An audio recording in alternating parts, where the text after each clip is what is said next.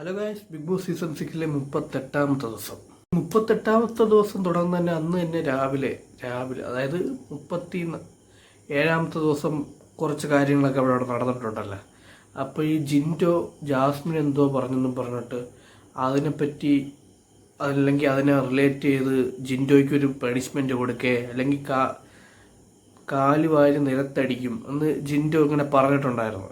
നിലത്തടിക്കും എന്നാണ്. അപ്പം അതിനെപ്പറ്റി അത് ജാസ്മിൻ്റെ ഇതിൽ കുറ്റമാണെന്നാണ് പറയുന്നത്. പക്ഷേ അടിച്ചേനെ എന്നാണ് പറഞ്ഞത്. അടിച്ചെന്നോ അടിക്കുമെന്നോ അങ്ങനെയൊന്നും അല്ല പറഞ്ഞത്, അടിച്ചേനെ എന്നാണ് പറഞ്ഞത്.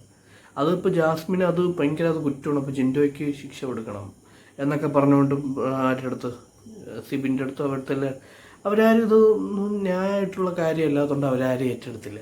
അത് മാത്രമല്ല, ഈ സിബിനൊക്കെ വെളിയിൽ നിന്ന് ഇവളെയൊക്കെ കളിയും എല്ലാം കണ്ടിട്ട് വന്നതാണ്. ആരാണ് ഈ ഗബ്രിയുടെയും ജാസ്മിൻ്റെയൊക്കെ കണ്ടിട്ട് വന്ന ആ കളിയെല്ലാം കണ്ടിട്ട് വന്നുകൊണ്ട് ആ രീതിയിൽ ഇവരൊക്കെ നിൽക്കുകയുള്ളൂ. അപ്പം ആ ഒരു കാര്യം ഇവർ ചെയ്തു കൊടുക്കാത്തതുണ്ട്, അതായത് സിബിന് ഇതൊന്നും ചെയ്തു കൊടുക്കാത്തതുണ്ട്. സിബിൻ്റെ പിറകെ ഇങ്ങനെ നടന്നു ജാസ്മിന് അതിൻ്റെ തലേന്ന് ദിവസമൊക്കെ. എന്നിട്ട് സിബിൻ മൈൻഡ് ചെയ്തില്ല. എന്തിനു ചെയ്യണം, നീ മെലോ ഡ്രാമ ഇവിടെ കാണിക്കുന്നുണ്ട്, ഞാനൊന്നും ചെയ്യൂല എന്നൊക്കെ പറഞ്ഞുകൊണ്ട് അങ്ങേയറ്റം താറ്റി വിട്ടു. പാട്ട് പാടി ബോധം കെട്ട് വീഴുന്ന പോലെ എല്ലാം കാണിച്ച് ജാസ്മിൻ സഹിയായിട്ട് തിരിച്ചിങ്ങനെ പോവും. ഇവരുടെ അടുത്ത് ഇങ്ങനെ വന്നിട്ടേ ദൈവം ഉണ്ടെന്നൊക്കെ പറഞ്ഞ് പോവും.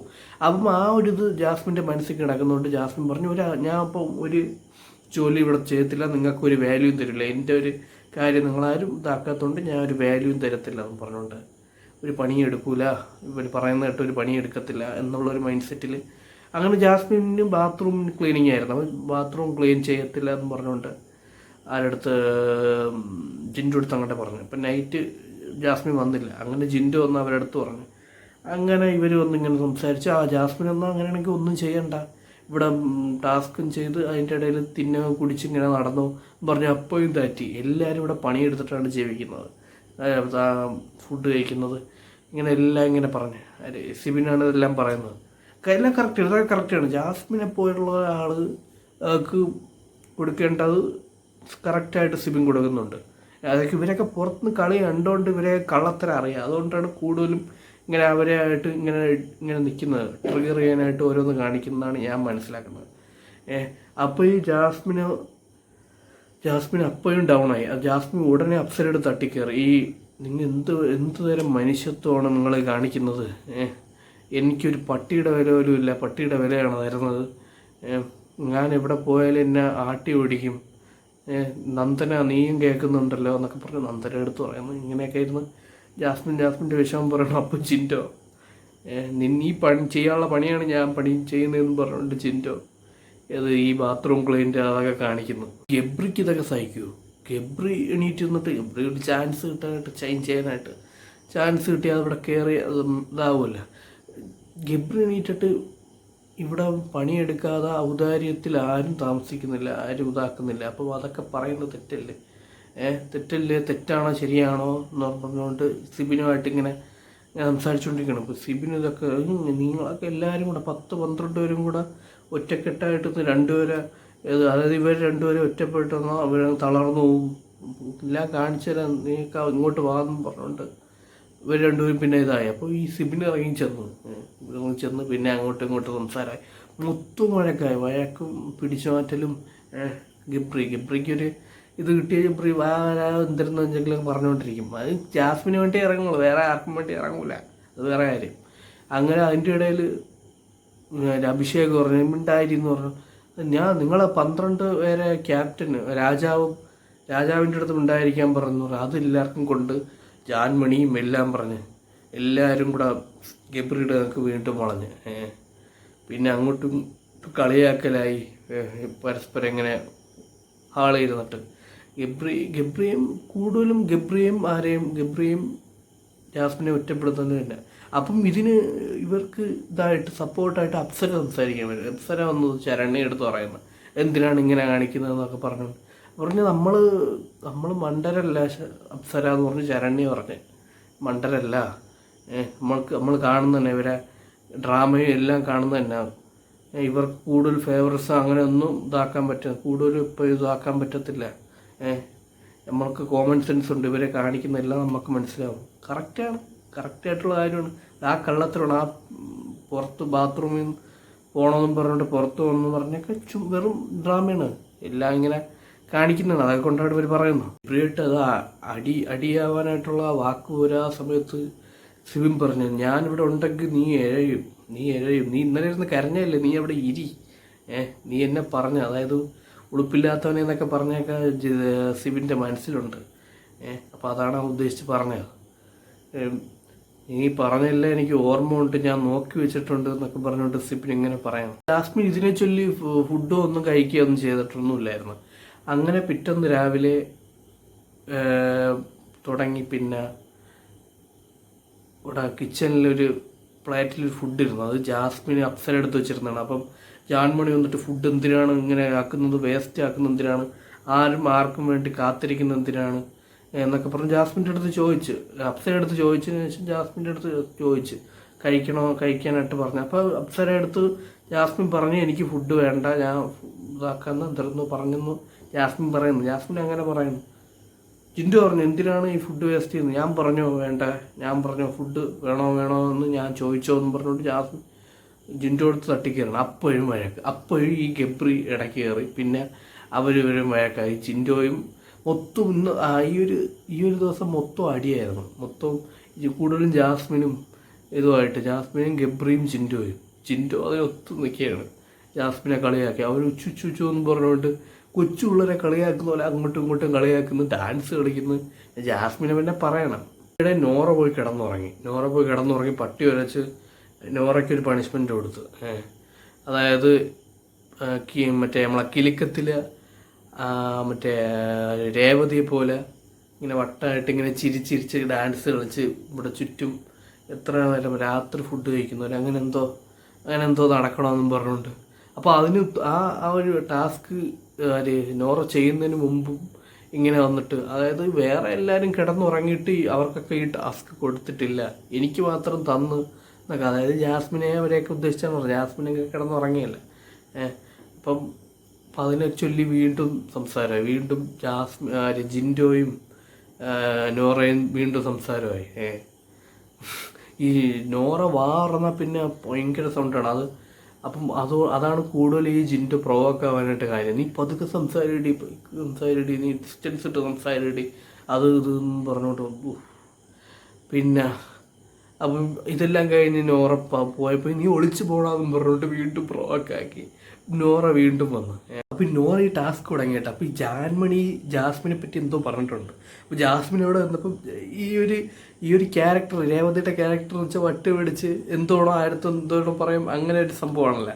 അപ്പം ജാസ്മിനോട് ഈ കുരങ്ങി എന്ന് വന്നതെന്ന് പറഞ്ഞുകൊണ്ട് ജാൻമണിയുടെ മുമ്പ് ചെന്നിട്ട്, ചാടി ചേച്ചി ഇവളെ പറ്റി അന്ന് നിങ്ങൾ എന്താണ് പറഞ്ഞത്, നീ പറ എനിക്ക് ഓർമ്മയില്ല എന്ന് പറഞ്ഞുകൊണ്ടിരിക്കുന്നു. അപ്പോൾ ജാൻമണി ഒന്നും പറയുന്നില്ല. എനിക്ക് ഓർമ്മയില്ല എന്ന് പറഞ്ഞിട്ട് ഉറപ്പോയി. അത് കഴിഞ്ഞിട്ട് ഗബ്രി വിളിച്ചോട്ട് വന്നിട്ട് ശരണ്യയുടെ പുറത്തിട്ട്, ചേച്ചി അന്ന് നിങ്ങൾ ഇവനെ പറ്റി എന്തോ പറഞ്ഞത്. ശരണ്യയും പറഞ്ഞു മാനസിക പരിഗണന നടന്ന അതിനെപ്പറ്റി എന്തോ ആണ്. അപ്പോൾ ഈ സിബിൻ വന്നിട്ട് പാസ് ചെയ്ത് ഈ ഒരു ടാസ്ക് ഇവർ ശിക്ഷ ആയിട്ട് എന്തെങ്കിലും കൊടുത്താൽ പാസ് ഇതാ ഒരു സ്റ്റക്കായിട്ടിരിക്കും. ആ ഗ്യാപ്പിൽ വേറെ എന്തെങ്കിലും ചെയ്യാൻ പറ്റുമെങ്കിൽ ചെയ്യാനാണ്. അപ്പോൾ സിബിൻ പാസ് കൊടുത്തിട്ട് ശരണ്യ അകത്ത് കയറി പവർ ടീമിൽ പോയി ഇരിക്കാൻ പറഞ്ഞു. ശരണ്യ പറഞ്ഞു കുഴപ്പമില്ല, ഞാൻ അവിടെ തന്നെ ഇരുന്നോളാം.